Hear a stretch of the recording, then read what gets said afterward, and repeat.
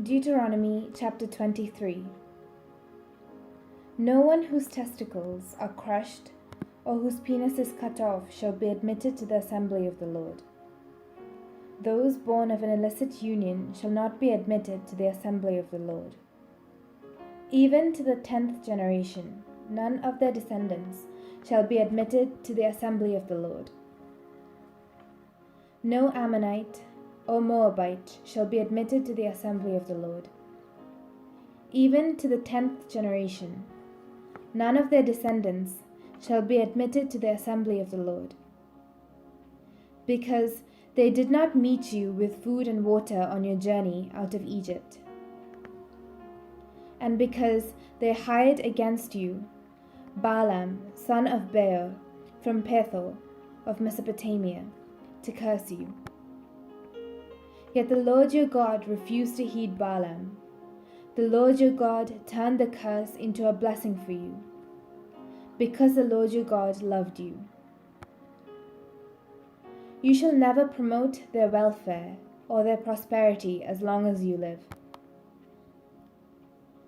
You shall not abhor any of the Edomites, for they are your kin.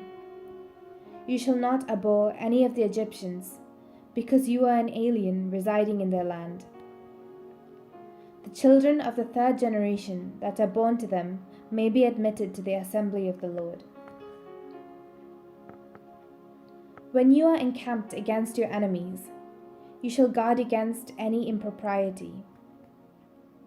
If one of you becomes unclean because of a nocturnal emission, then he shall go outside the camp. He must not come within the camp. When evening comes, he shall wash himself with water, and when the sun has set, he may come back into the camp. You shall have a designated area outside the camp to which you shall go. With your utensil, you shall have a trowel. When you relieve yourself outside, you shall dig a hole with it and then cover up your excrement. Because the Lord your God travels along with your camp to save you and to hand over your enemies to you, therefore your camp must be holy, so that he may not see anything indecent among you and turn away from you. Slaves who have escaped to you from their owners shall not be given back to them.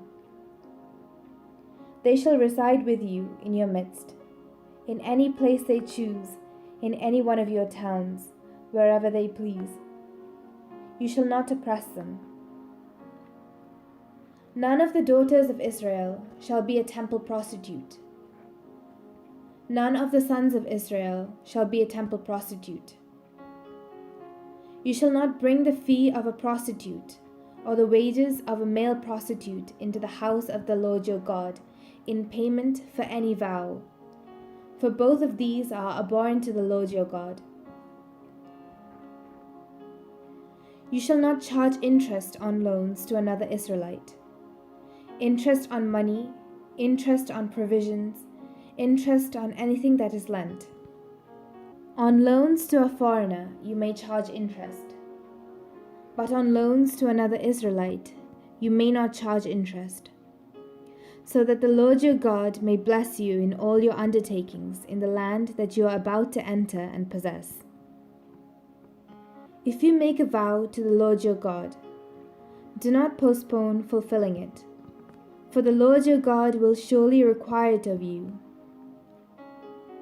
and you would incur guilt. But if you refrain from vowing, you will not incur guilt. Whatever your lips utter, you must diligently perform, just as you have freely vowed to the Lord your God with your own mouth. If you go into your neighbor's vineyard, you may eat your fill of grapes, as much as you wish, but you shall not put any in a container. If you go into your neighbor's standing grain, you may pluck the ears with your hand, but you shall not put a sickle to your neighbor's standing grain.